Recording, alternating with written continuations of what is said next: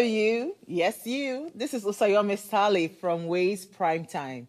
Now, we appreciate your continued support for watching our content, following us across all our social media. But we've noticed, for those of you watching us on YouTube, 88.5% of you who watch our content aren't subscribed to our channel. Why?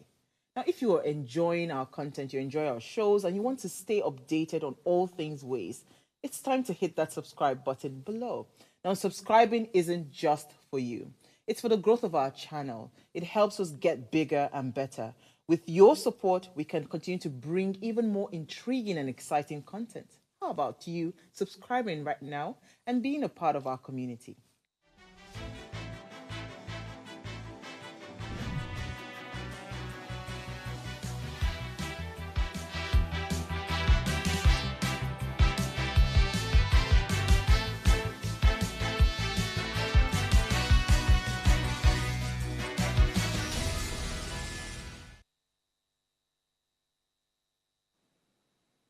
A blessed morning to you, family, and a warm welcome to Ways Breakfast, hashtag What Are You Saying, the premier platform for conversations that concern us all. This morning, we're talking wealth, mortality, and legacy. While these words are very common to all of us, it is also proven that many of us can't handle it when it comes. Some struggle with maintaining wealth, some after getting wealth are looking forward to immortality and cannot just handle the fact that the life is a generational thing, and sometimes some people get so have amassed so much wealth and cannot handle creating legacies for themselves. Well, this Thursday morning we'll be enlightening not just you but ourselves on how we can be more intuitive in our approach towards wealth, mortality, and legacy. To join our weekly conversation, tune in every Monday morning to Friday as we engage you in meaningful discussions, inspiring stories, and thought-provoking news on this platform 8 to 9 a.m. daily. I am Okikiola Taiwo Jalukmo, and I welcome you to the show, especially as your host. And you know I'm never here alone. I have my best girls here with me, Aluchi and God's Beauty. Good morning, girls. Good morning. Hi. What's that fake laugh for? Come on, show us your 32. Good morning, guys. How are you guys doing this morning? Beautiful. How are you, Kiki? Good morning. I'm not doing fine. What's happening? I struggled this morning. I struggled to stand up. I struggled to get dressed. I struggled to get here. I'm struggling sitting down right now. And this is just to say that sometimes your body and your mind are like their own enemies, where your body's telling you stay down, your mind is telling you have to be here, and then you have to battle. But the journey is not for the weak. I just saw yesterday on I think early this morning, and it was very encouraging for me. The person put out there, it's not like I've not heard it before, but it felt refreshing. She said that bad times really don't last, no matter how frequent they come. So all the worst of moments always have an expiry date, and that was just something to keep me going. That okay, there's actually light at the end of the tunnel, and it's not skit.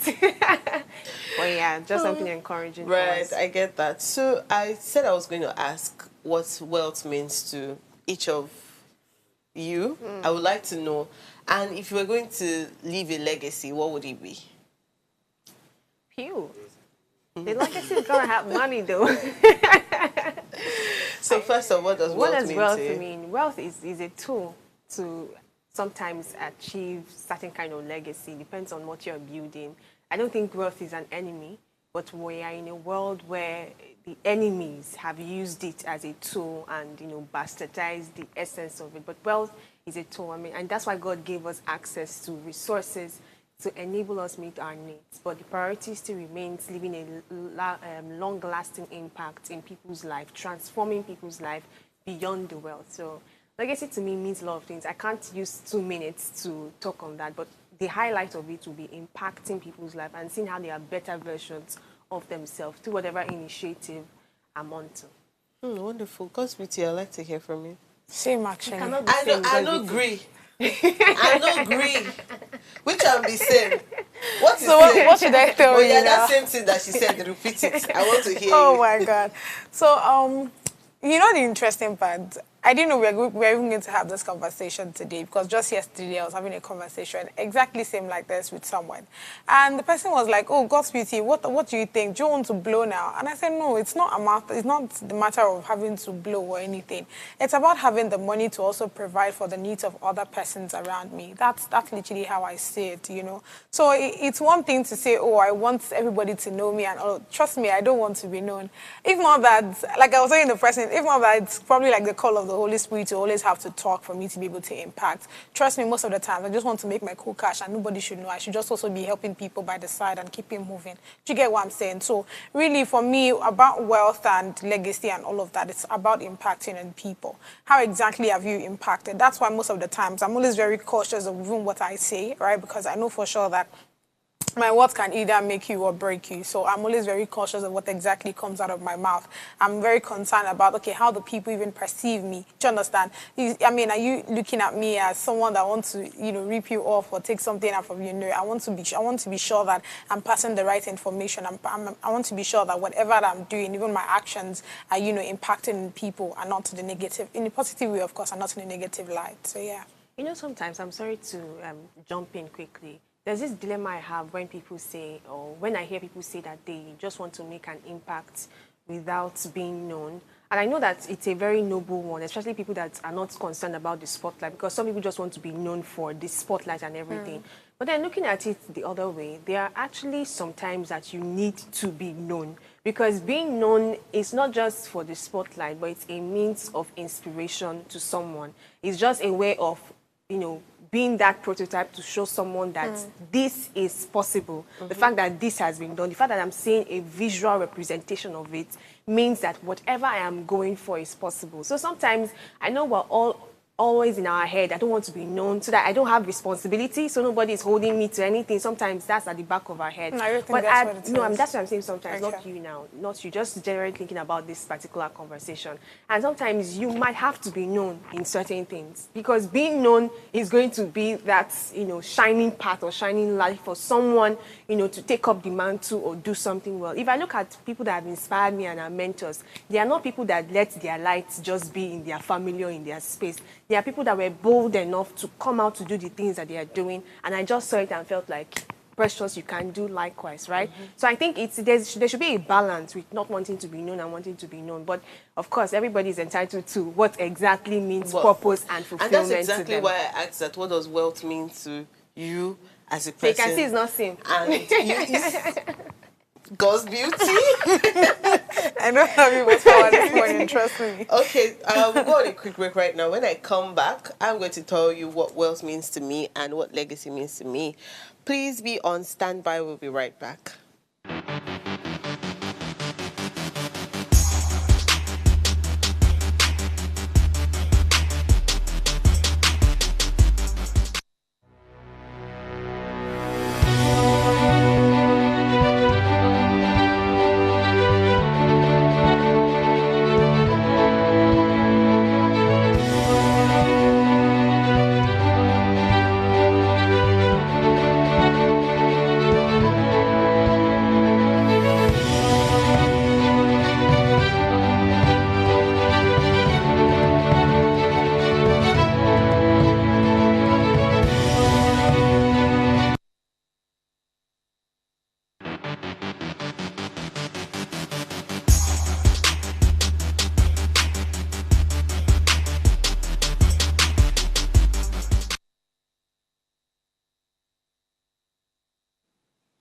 Welcome back to the show. Well, if you're yet to subscribe to our YouTube channel, subscribe now at Official Upgrade TV.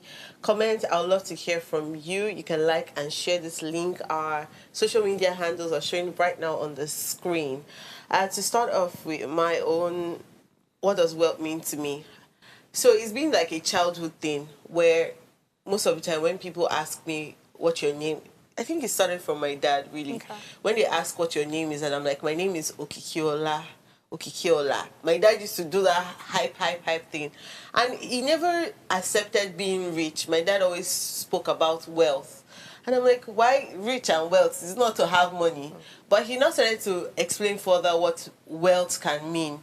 And it's a combination of both health, the riches, and people that love you, right? So it was after he explained that to me, I was like, okay, that makes more sense than just being rich. It makes sense to be wealthy. It makes sense to have people who love you around you. It makes sense to have good health, because some people can be rich and you be nursing illness from like birth to death. And so most of the time when people now ask me, he said that's one of the reasons why he named me Famous Wealth, not just riches in that sense. So it always made me proud to say, yes, I have wealth, I have health, I have people who love me around me. So that's something that I've held on to, that wealth means that I have people that love me around me. Wealth means that I am healthy, and wealth means that I have the resources, you understand, to carry me on. In terms of legacy, I always hope to leave empty.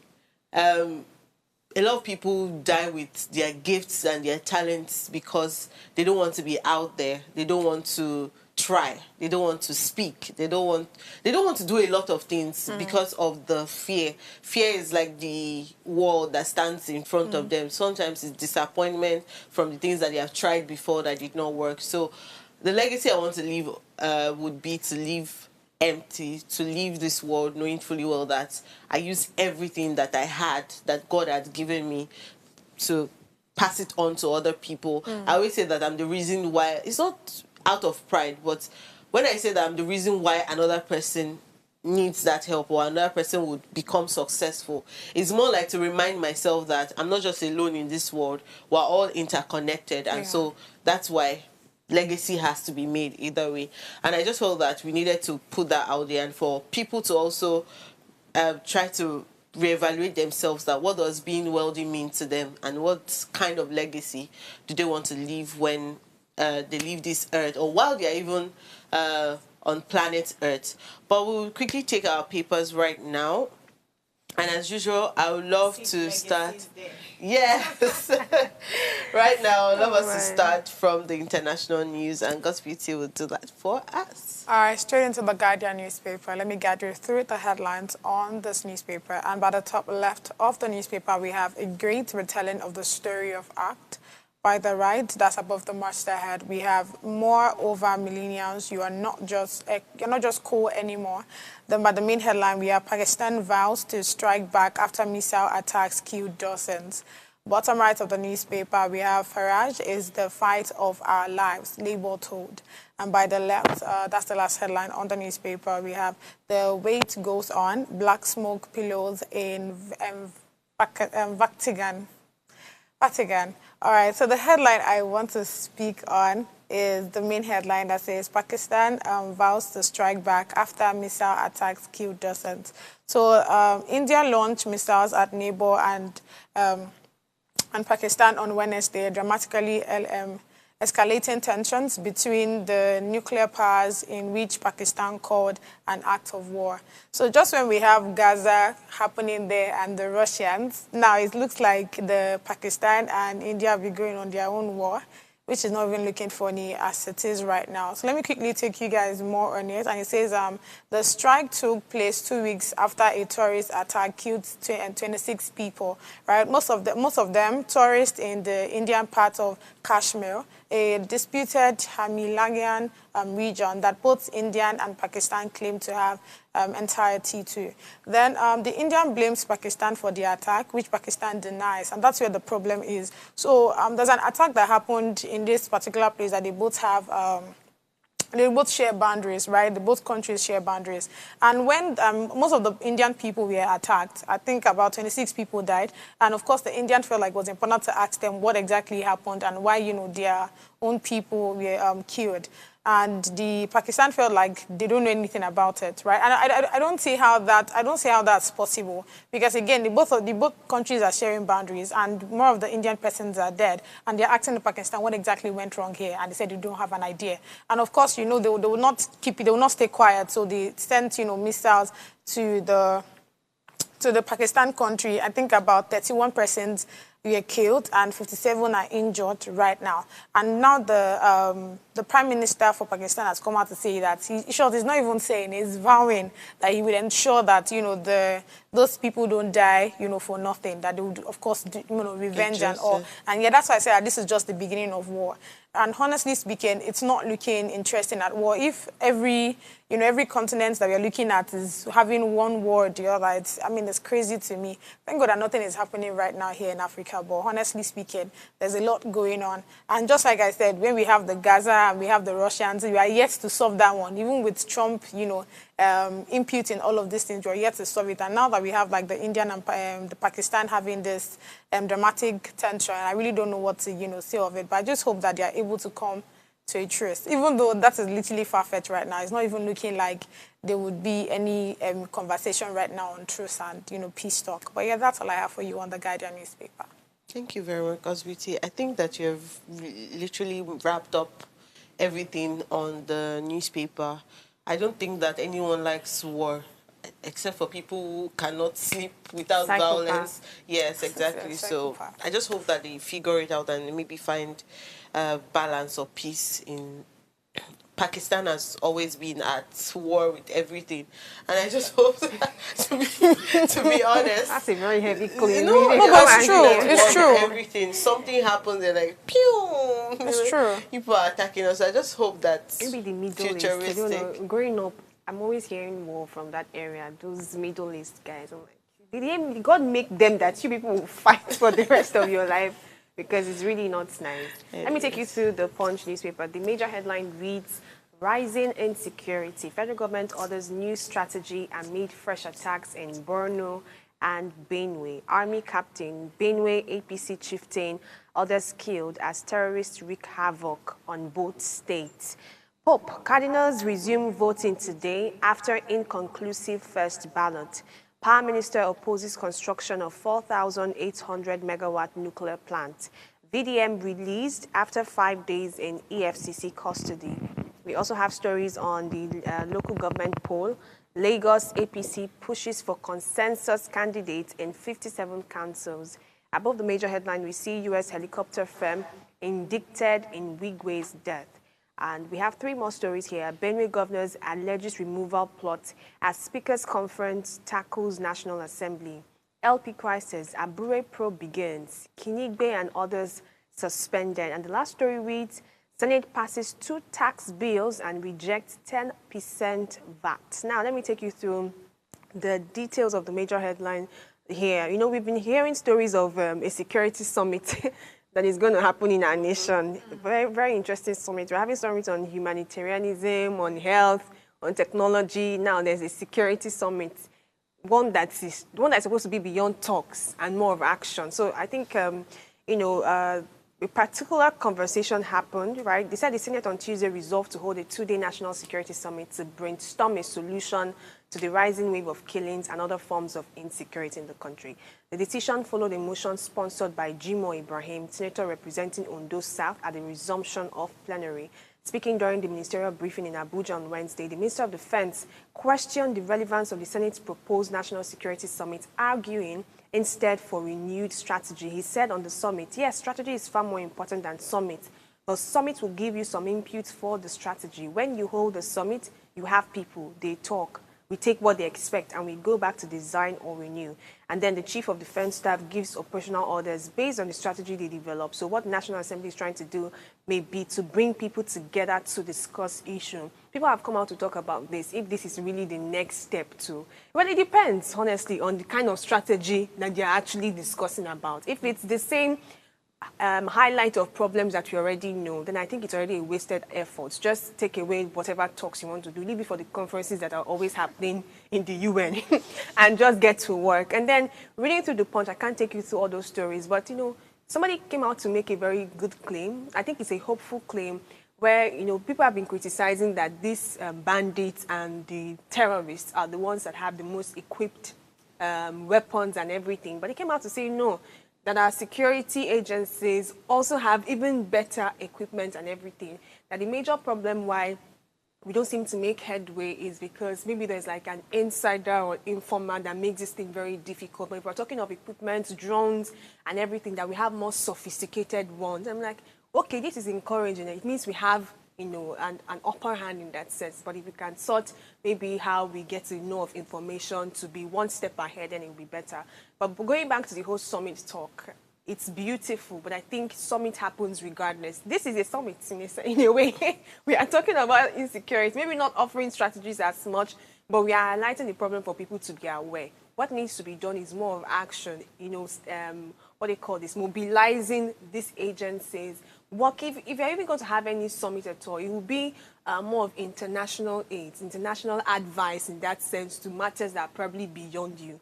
Do you get what I'm trying to say? But let's see how this goes on from here. I'm happy that this security problem One of the keeps things recurring. that I've always had reservations about is how we're quick to start a 19-man, the headlines know how to carry 19-man summit, be committee created to tackle this, 5-man this, 10-man this, and at the end of the day, apart from the headlines that we're going to hear about that committee being created, we'll not hear about any other thing. What the maybe the document or the recommendations that came from that committee and how they have passed maybe to the Senate, or we don't hear anything about it. It's just a 19-man committee sitting and chatting about other things except why they have created the committee. So I've always had a reservation about creating this committee thing. Like, we already have ministers that are supposed to tackle these things. So creating an extra committee is like, call out the minister that is supposed to handle security. What are you doing? It should be an inner,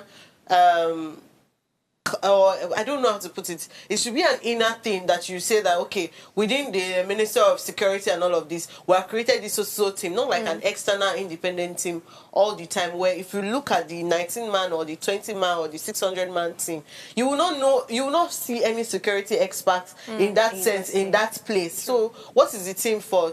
That's why I said that they're just chatting and chatting about. Like there's work being done and make us not to be. Even me, I know there's no work being done. So there's no need for all of those. Because we don't many committees, but we have not seen the effect of that committee. But let me quickly take us through the National Guardian, and the headline here reads: tax reform advances as Senate debate clauses, but retains VAT at 7.5%. On the right-hand side, we have Pro detects pilot error, indicts company in Wigwe's helicopter crash. And below that, we have federal government to fast-track cash transfers to 15 million households. I want to quickly read about this Kano's court admitting tapes of Kanu ordering Tinubu and Wike's death and burning of federal government property. Let me quickly read the story here, and it says a prosecution witness in the ongoing trial of Nnamdi Kanu, the leader of the proscribed indigenous people of Biafra, that's IPOB, has said Kanu confirmed making broadcasts in which he called for the assassination of President Bola Tinubu and the Minister of the Federal Capital Territory, Wike. The witness and an official of the Department of State Services said Kanu also confirmed making a broadcast in which he placed a 100 million naira bounty for Wike's head. Kanu also called for the burning of all federal government properties in Lagos and assets belonging to Tinubu. The second prosecution witness, who was led in evidence by prosecuting lawyer Adegboyega Awomolo, said Kanu made the confirmation while his statement was being taken on July 17, 2021.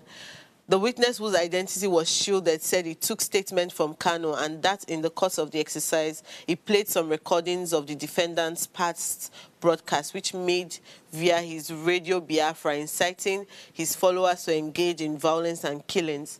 While this thing looks like a very, how would I put it, like a very tribal thing, I think that we should now start looking beyond the fact that maybe it was an Igbo thing where he placed a bounty on the president or Wike in that sense. But to now look that where does this thing start from? Where maybe states are now starting to look for independence in that sense. And from independence, it now leads into violence, where there's now a bounty, there's this, there's that. This is a broadcast that they are allegedly saying that he made in 2021. But we are here 4 years after, where some states in the is till date don't open shops on Mondays because they catch you opening shop, is that you get bond or something will happen. So does it just indicting him actually makes the state a safer place? Does it stop the war? Does it stop all the followers that are now looking at, okay, if they kill this one, I will take up the next role? So I think that's beyond them catching Kano, and they're talking about all the evidences that they have against him and the president and Wike. It should start looking at how we can have like a forefront or a united front in that sense, beyond states and states. We're from the east, we're from the west, we're from the south, and all of that stuff. So that's basically all I have on today's newspaper. If you want to comment on today's papers or any of the stories that catches your attention, we're right here to listen. We'll go on a break right now. We'll come back with our hot topic for today. Please stay with us.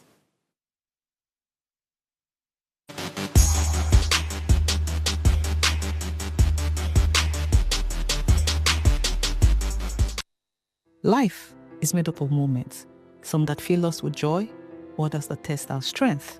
Welcome to Heartlines.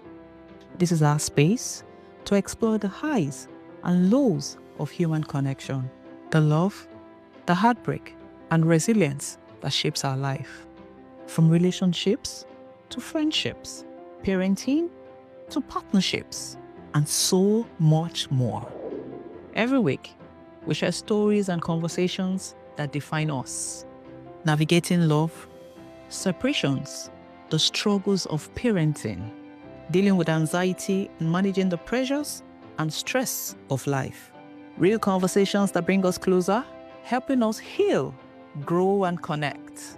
So join me Mondays through Fridays at 10 p.m. for Heartlines, the show where we connect hearts, have real conversations with real people, one story at a time.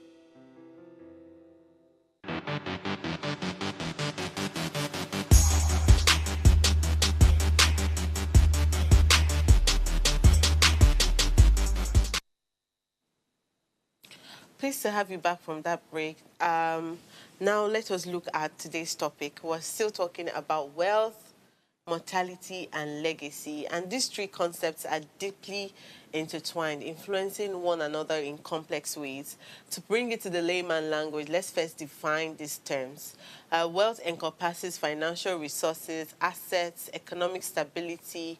Wealth can provide comfort, security, and opportunities for personal growth and investment. But the challenge is excessive focus on wealth can lead to materialism, stress, and social comparison. We also have mortality. Mortality can refer to the finite nature of human life, reminding us that our time is limited. Acknowledging mortality can inspire individuals to prioritize meaningful relationships, personal growth, and legacy. The challenge is fear of mortality can lead to anxiety, existential crisis, or avoidance. Legacy can also refer to the lasting impact or influence one leaves behind after passing. Building a positive legacy can provide a sense of purpose, fulfillment, and transcendence. The challenge is defining and creating a meaningful legacy can be subjective and influenced by personal values, cultural norms, and societal expectations. The interplay between wealth, mortality, and legacy raises important questions about personal reflections and how we live every day and the kind of decisions that we make.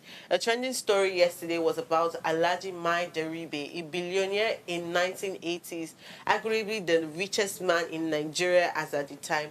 He made his fortune in oil and gas and famously built a multi-million-dollar mansion in Borno that took 10 years to complete. Although he lived in the opulent estate for just 12 years before his death in 2002, the mansion now stands empty and decaying. In the video, you will see his luxury cars, and it alleges that the cars are too expensive for his children to maintain. And that's why all of these cars are very luxurious. But reflecting on this story can help us individuals to cultivate a more meaningful and purpose-driven life, aligning their values and actions with their desired legacy. this is the video. After I saw the video, look at it. It's like the face is like, what kind of video is this one? Look at all of these the brand cars. of the cars. Some As are a Mercedes. 1980, funnily, these cars are still like high-end cars, Yeah, because these are the cars vintage. that a lot of music artists now use in their videos, Yes. where it's looking like, so old money is like the new money, that kind of Bless stuff. you. So all these cars are. So yeah, you know when they say 2023 Range Rover and all of this, Yeah. but this is like the back in the days. If you don't have it, you So don't the get. children felt like it was too expensive to maintain. Yes. Why didn't they sell it? I don't know. Do you understand? Maybe children of Alaji, I feel like there's a lot Deribe, to the can we story. ask? And the fact that I don't know if you have seen that mansion before. It's a huge mansion, and now it I think takes what 10 they years do. to build. Yes, and now I think what they do is it's more like a tourist center. Some people go there. Look at how I think they said some of the ornaments there are even made of pure gold. So Man. if you are seeing it, you know that if you have never touched gold before, that is gold. Touch it and have a feel of what it is. So, So he I want to had get the so children many. like left the house. They abandoned it to follow their own path and wanted nothing to do with their father's riches. So their father's riches is now like a point of tourism. I want to understand the story. So That there's we been cannot so say many, 100. There's been so many stories to whether or not the children like the fact that their father made the money, if it was legit, if it wasn't, if they loved living in the house, if it was haunted, if it was not. But it has sort of over time now become an abandoned place in that sense. But now people go to this place to just, he still has pictures, like large size pictures of his house with pictures of the family and a lot of arts, and so people just go there to just look My at own them. thought when I first saw this story, I thought it was, there are some stories before of certain politicians where after their death, they were now discovering where they had buried some money. So I thought maybe his own property was that it was just discovered and maybe the children were not aware of this wealth. Do you they get were it? He was a legit oil and gas producer or manufacturer But in they that didn't sense. want anything to do. Interesting. Well, that would Interesting make me stuff. ask, because you mentioned something about, so is it that the children didn't want to be part of it? But it made me realize that some people's priorities, just like when children say, my dad has always been rich, I want to find my way, I want to find my partner, I'm not really into oil and gas, what I want to do is I want to be a musician, I want to be this, I want to be that. Oh, she's laughing like, if you try, she's like, I think she's like, if I suffer myself and I make this money finish, I tell you want to go and sing one song, I will finish you. Sing. But I'm feeling good, guys. Well, but how do you think that priorities when it comes to wealth now and legacy impacts our decision making? Either now looking at if you become a wealthy parent and you have kids who When don't I want to become be. a wealthy- Oh, I'm sorry. When you I like become that. a wealthy parent and your kids are like, I want to find my path, your wealth does not really mean anything to me. Or when your kids are overly too involved in your source of wealth. I created two different scenarios so that you can explain how you would feel about it, especially you as a parent, and the kind of legacy you want to pass on to the For the kids, children. or the kind of wealth in that sense that you want to pass on to the children. These are very, very deep questions, seeing the fact that I'm expecting some legacies myself as a child. But honestly, I said before inside this conversation, we're in a society where, because wealth has been bastardized, I'm using that word very loosely, it's almost demonized as well. So sometimes you even have questions about people who are rich. I've had an elderly person say, there's this stereotype we have where if you see a very young, thriving woman, having luxurious cars, being wealthy, you quickly come to the assumption that she didn't get it the legit way. Why? Because there's just this demonization of wealth. But the way I like to see wealth, just like every other resources, is that it's actually God-given. It was put in this earth for man. I'm Christian, and the Bible will say the earth is the Lord and the fullness thereof. So every great resource that you have was actually given to God by man. In as much as that same man, tends to overuse things or use things the wrong way, I want to start this conversation on the basis that I don't want to ever want to demonize wealth or make it look like, it is one tool that the devil could use against me. It's rather a tool I can use to build something amazing. So talking about children and what to leave for children, I believe that firstly, when you raise children with wealth, it offers some sort of comfort to them. Looking at my own background and, upbringing, I think that some things would have been really better for me. Honestly speaking. If I had some cash, ladies and gentlemen. It's the truth. Some things would have been really better for me. Maybe the kind of quality of education I had, some access. I mean, today, parents who are wealthy do not just leave money for their children, but they leave a network for their children, relationship for their children. So wealth is seen in two ways. There's the cash part of it, and there's also the relationship part. And I'm talking of those that really have the cash. So if I'm looking at wealth building for, raising children as well, I'm not just looking at it as a means of, I don't know how these children are going to, turn out. I believe it's a tool to allow for comfortable parenting and comfortable childhood. Because let's not even take it, let's not take the flip side of this story. There are many people today that are struggling, even after they've achieved some certain, comfort financially, there's still a burden in their families, where it's almost like every wealth I'm accumulating, I'm taking it back to the trenches of those people that do not even have the access. So I don't like a distraction like that. If I need something and money is what's going to get it, I'd rather just let it happen. Money is just meant for what it's meant for, to get needs done, to pay bills, to have access to certain places. It's not a god. So the only problem we've had that we've demonized so much is that money is now seen as, it's a ride or die thing. But it was actually just meant to be a tool.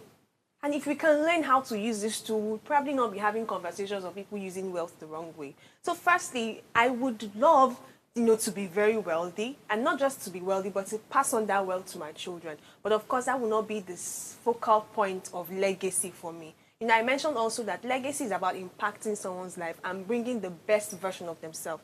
You mentioned that legacy for you, or wealth for you, had to do with health and relationship. To me, legacy for me is making people better. I believe I was meant to be in this earth to just make people be better. I was not meant for myself. I'm meant for other people as well. And there are other people that have gems in them. Sometimes they just need people to help them discover it. So if I'm privileged to have natural children, it means I have firsthand an opportunity to make these children discover the gems in them. And wealth will not be a reason why they have to be distracted, why they have to be held bound, but it will just be a means to help them do even more than what they, have imagined for themselves. But beyond that, there's always something great in my kids, and I'm going to make them have that, realization of who they are, the impact they can make in their society, their relationship with God, with family, how to treasure the things that are beyond wealth. But that wealth will also help them achieve many things. In summary, I'm going to have a lot of money. I need to have it. Okay, God's beauty, I want to hear from you. I feel like she already said it all. I know go green. No, she has already, actually. Okay, repeat it how she has said it. Oh, no, you should not do this to me. I think that the few things I would want to add is the fact that, emphasis on making money, actually. I don't know about any other person, because just like she said, one of the reasons why we had a very funny background and we had to start working as early as 16 is because of the kind of background that we came out from, right? Everything wasn't all rosy as we expected it. So of course, the goal is actually to make money. But now, making money is not for the wrong reason. It's to also ensure that many people don't face or pass through what I passed through. Do you understand what I'm saying? And that's why, you have to, first of all, is to make the money, ensure now that you're, helping people. And just like she said, getting or amassing all of this wealth is not just to please myself or to just say that I'm rich. Because again, I feel like that's something that's really trending. Just like she said, everybody now wants to make money to be able to just take care of themselves. Many of them don't even know the purpose at which they are on earth. Do you understand? Another thing is to find purpose, find clarity. What exactly am I doing here? Why am I even in existence? Why was I brought to the world? Do you understand? When you're able to answer that, trust me, when when you're able to now have this money, you will know how to use it. Do you understand? And of course, it's very important to ensure that your children also get, you take the money back to them as well, because they too, they have a reason why they are here. There's a purpose at which, they are to fulfill, right? So when you're able to pass that money back to them, they'll now also take care of their own generation, and it's something that we should just continue doing. So, of course, passing it down now, you see the story that you told us, I think one of the reasons why, at the end of the day, most children don't know how to take care of their parents' wealth is probably because of financial literacy. They're not taught how to even take care of money. And this is something that happens almost every time. By the end of the day, you will not hear people take it down to even spirituality. Let me use, for example, back there in Ajigole, right? There's this man that has a lot of, I think 5, 10, I don't know, but it was so much. Now, when this person died, at the end of the day, the children started selling the property. And I'm very sure this is a story that you guys are conversant with, where the owner of a particular, house and all of that, dies, and you see the children start selling the wealth, because most of them don't even know what exactly to use the money for. You will not hear people say, oh, now because say the man no gets the money genuinely. Do you understand what I'm saying? Yeah, so because, you have to create that financial literacy. They need to understand what to use money for, how to use it. Then I think when they now understand all of those things, they will too now be able to now use that wealth, very well. So those are just the little things I just want to add to all of the things you just said. Passing down wealth also means that you are passing down what brought about that wealth. Many times, I'm course. not just passing down wealth, but the hard work, the values, the lessons learned. So even when they have access to that wealth and they want to recreate it or multiply it, they have in their mind that my parents went to the ends of the earth to amass this kind of wealth, so I cannot fall them short, but keep being hardworking. That, in a way, is also still legacy. So for me, I would say that I somewhat had a different experience in that sense. Okay. And this is not for my dad to start saying no now, but growing up, he rarely ever said no to things that we wanted to buy or do. So I've had a lot of businesses that I've started and have failed. I've had a lot of businesses that I've started and have strived, and all came from the idea of just sitting with my dad and be like, that is I have 5K and I want to start a Zobo business. Like, how much would that cost you? Go and draw up a business plan or something. It's not saying no in that sense, but it's still trying to take me through that process of, you need to know what you are doing if you're even going to do this at all. But after doing that, at the end of the day, he might collect that 5,000 naira from you, but what he will eventually spend might be in thousands. But what he just wants you to know is that your money went into this business, your brain went into this business, your mind is even into what you want to do to start with. So I grew up just feeling that anything is achievable. Yeah. Wealth might not be $6 billion, might not be 600, but the ability to be able to get that thing done, or start small, but hold on to the future that this thing can get as big as you want it to be. So for me, passing down wealth as a wealthy parent that I'm going to, that's we are gonna be. Do you understand? Is to ensure that my child also understands the process of, while you might find your path. My dad is a naval captain. I don't even know how to swim. It doesn't tally, but this is somebody telling me that while you are in your space, that's your unique space, you also have to understand that hard work is involved. Yeah. You have to understand that there's a process, the same process I went through to get this wealth that I'm now using to support your dream. You have to know that this dream has to remain valid. This dream has to thrive because mine is thriving. Do you understand? So it's more like setting an example, setting a standard that you cannot afford to fail. And even when you fail, you cannot stay down that way. So I think that that's one form of wealth. That's one form of legacy. And if I'm going to pass that on, I know that for sure, whatever parts that, whether they go into petroleum, they go into singing, dancing, whatever they decide to do with their lives that does not involve LGBTQ, and that's me putting it out there. You're not serious. You're not serious. This is me. I'm ready to support that. We'll go on a break right now, and then when we return, I think we have a few WhatsApp comments from some of my friends online. We'll go on a break, and when we return, we'll read some comments and then wrap up the show. Please stay with us.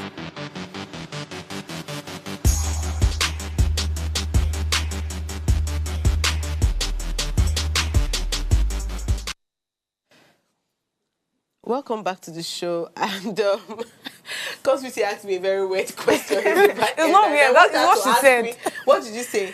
You said you cannot support the LGBTQ community. Yes. And I'm asking why. It is a personal choice. Okay. I don't want to support. How will you know to gender?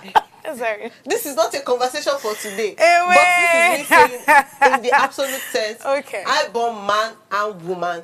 And they will stay as man and woman. Okay, leave me alone. Thank you. Let me leave it as that. But we need to also Can't talk take about the street out of the man. Anyway. Let's talk about the fact that culturally, people associate wealth to not just... So while I was reading about this topic, I saw how some people have been able to leave legacies, but we're not necessarily wealthy in that sense. Yeah. If we look at Albert Einstein, he struggled financially, but he was able to, till date, science and a lot of things are still attributed to what some of the inventions that he made and some of the discoveries. But he had financial issues till his death. So can wealth really exist without legacy? And can legacy exist without wealth? Let me drop my 2 cents before I allow Madame. Hey, so I'm a very young girl that's about to be wealthy. Okay, so I think wealth can exist. I don't think wealth can exist without legacy, right? So this is how I see it. Now, many people, when you don't have the intentionality of making impact and all, that's where you have an issue, right? Because most of the time you see people just want to make money. That urge to make money anyhow. I mean, we see it now with I'm going to call names now, I'm so sorry. Those people that do the ritual killing, people that want to extort other people with computer and all of that. You see, at the end of the day, of course, it will not end up in a very positive light, and that's you not creating a very good legacy for yourself. Do you understand? At the end of the day, it's probably just making wealth and leaving it at that. But when it comes to legacy, right? I feel like legacy can exist with or without wealth, right? So this is how I see it here. For legacy, it's about, the impact that you've made. Now, back in the days, if you remember, back then you hear, for those of us that watch Nollywood movies and all, you see where one particular man is okay with just, helping his other people. Probably they go to farm, you help them cultivate and all of that. Like, they were okay. I mean, you can actually help people. You can actually establish other people without, money. I don't know if you get what I'm saying. Like, back in those days, it happens a whole lot. Oh, okay, you need person to help you. I can't help you do this thing. And at the end of the day, you hear people say, that man is a good man, or the man is always helping, the man is always assisting. For every time you need problems, for every time you have a problem and you need someone to solve it, whether be it mentorship, be it whatever. Back then, it was something that was, working and all of that. So yeah, I feel like legacy can actually strive without wealth. But now, given the age and time that we are in, most of the times whenever anybody comes to you, it's always money related. It's always cash related. Do you understand? Exactly. There's no land to help anybody cultivate. I don't know if you get what I'm saying. So now it's about the money. Anybody that comes to you right now will always tell you, I beg no vex, so if you help me with 1-2K. Do you understand? And that's how we conclude that this person is good now or this person now is referring okay. to a social norm. That's now the current social norm that you have to. I feel like it's just the age and time, to create wealth legacy. But let me quickly read a comment from Real Estate with Abayomi. He said, what rich people do after they have amassed wealth is legacy. For example, Warren Buffett said all shares at Berkshire Hathaway, a 1.1 trillion naira investment, I guess, is going to be given to charity. He already has wealth for his kids, and that's what Real Estate with Abayomi said. But I would want to hear what Olshi wants to say in that sense. Okay, right? So I think that I will agree with God's beauty here. Wealth or legacy can be built even without wealth in the picture. I've said, maybe we should make it clear. Legacy is basically what you are remembered for. Yeah. And it's not necessarily having the best of account balance. You can be remembered for something else. Look at Chinua Achebe. Chinua Achebe literally revolutionized, storytelling in Africa. And nobody told us how much money he had amassed as a result of that. That's legacy. If you look at Dora Akin, I've forgotten how to pronounce her surname now, but Akunyele. yes, she's remembered for what? Integrity and service. not much about her account balance, and many more. Even Okonjo-Iweala. Exactly. Yeah. Those are legacies. Those are what they're... If you think about a Chinua Achebe today, you are thinking about how he changed storytelling in Africa. So it shows that these people showed an example of how you can actually leave something behind that is not necessarily lots of pounds and dollars and naira. Like I've been saying from the beginning, it aids, it's a tool. I mean, it can help you take your story across the world. It can help you, fight bad guys more, by having all the aids and everything. But there are other things you can be remembered for. You can be remembered for, having an orphanage home just a number of things. It can just be as simple as being innovative. I mean, just recently, there was this Unilag student or so that had to do something very innovative in the tech space. Even though the guy came out to say he would not give me best space, but you are talking about how I've done something good. I'm not sure that guy had the lot of money in that sense, but there's a disruption in innovation. I'm going to remember him for that. In fact, there are martyrs today, people who have died in wars. If you hear of the past stories of, Queen Amina, Moremi, why are we remembering them today? Because they fought for justice. So I think if we go back through history, history is lesson for us. History shows us the blueprint of what legacy truly means. There are people who have left great imprint, and it had nothing to do with money. Some of them had money, like this example, who let's say FM told us here. Yes, there can be money involved with it, but there are other ways to make an impact that might not necessarily have to do with money. So I believe that both of them, can coexist or maybe not. So I think I completely agree, and that's why I had to bring. But we need to quickly highlight mortality. The fact that a lot of people just feel that, okay, I've gotten this wealth now. Some people, even if when they get it illegally, they're like, I've gotten this wealth now. I need to chop the life of my head, and I cannot allow one kind of sickness or one kind of death to come and take that away from me in that sense. But Godspeedy, what do you think about mortality? Do you think that we should now learn to just live life in the moment, or strive that I want to live like a Methuselah and then chop my money before children will come and chop it for me? That's in that sense. So I think that's why it's important to know, to be clarified about why you are here on earth. Do you understand? I feel like when you're able to understand your sense of purpose, every other thing just falls in line. Because trust me, everybody will tell you, oh, live your life the way you want it, enjoy, YOLO, you only live once, those kind of things, which of course is important. You only live once, really, right? But at the same time, when you have that sense of purpose on why you are here on earth, right, you would live your life in accordance to the way it would please God in heaven, right? And that's ensuring that you're taking care of yourself. You're also taking care of people around you. You're not just eating and eating alone. You're eating and ensuring that everybody around you is eating as well. Because the truth is, we would eventually die, and of course we will go to our maker, and he would literally ask, the time that you saw me hungry, what exactly did you do? Did you feed me? Do you understand? But you get the point. So I feel like all of these things just boils down to knowing, your purpose here on earth. Once you're able to identify that, once you're clarified about what exactly you're here to do, trust me, it's easy for you to make impact without having to struggle or say, oh, it's only once that we live now, so why not just enjoy my life and all. So yeah. Before I allow Oluchi to make her own comment, I wanted to, for me, mortality is that now I'm going to act like an artist and not act as if maybe it's a God thing or it's not a God thing.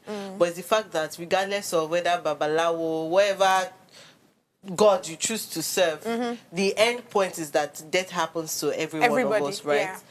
And that's why I had to bring out mortality as a thing that, okay, from birth to death, what exactly are we going to, how do people manage? We see Yoruba movies, even so many movies where they will just say, Baba, I've made this money, I want to live 30 more years and 50 more years. And they struggle through that 30 years trying to renew and renew and renew.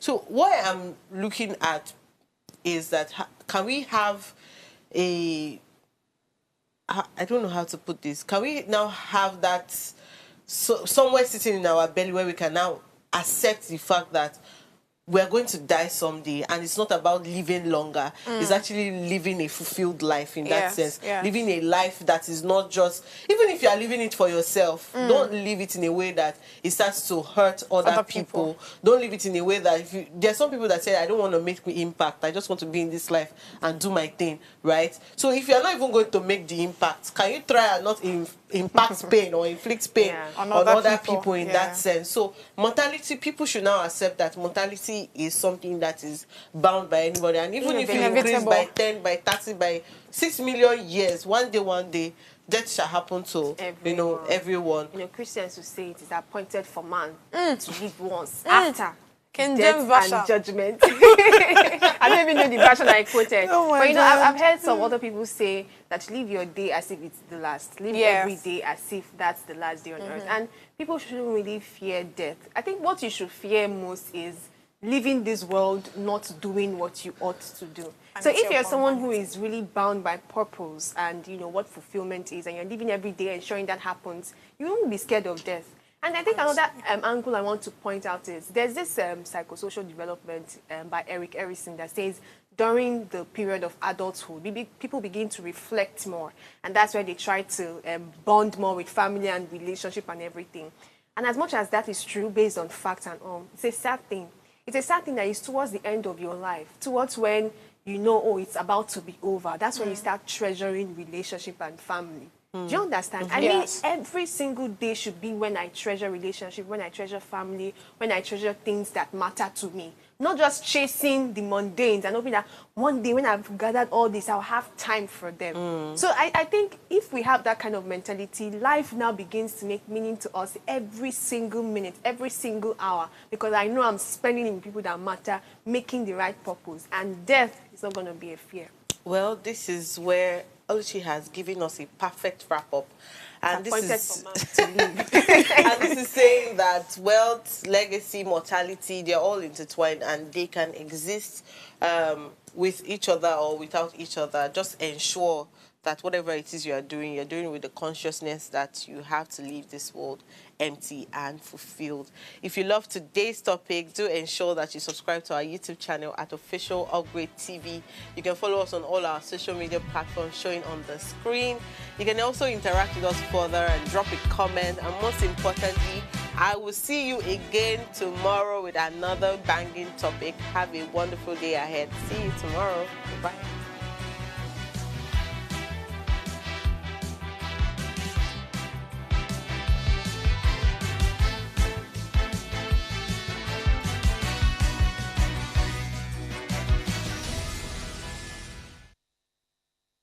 Hello, you. Yes, you. This is Usayome Sale from Ways Prime Time. Now, we appreciate your continued support for watching our content, following us across all our social media. But we've noticed, for those of you watching us on YouTube, 88.5% of you who watch our content aren't subscribed to our channel. Why? Now, if you are enjoying our content, you enjoy our shows, and you want to stay updated on all things Ways, it's time to hit that subscribe button below. Now, subscribing isn't just for you. It's for the growth of our channel. It helps us get bigger and better. With your support, we can continue to bring even more intriguing and exciting content. How about you subscribing right now and being a part of our community?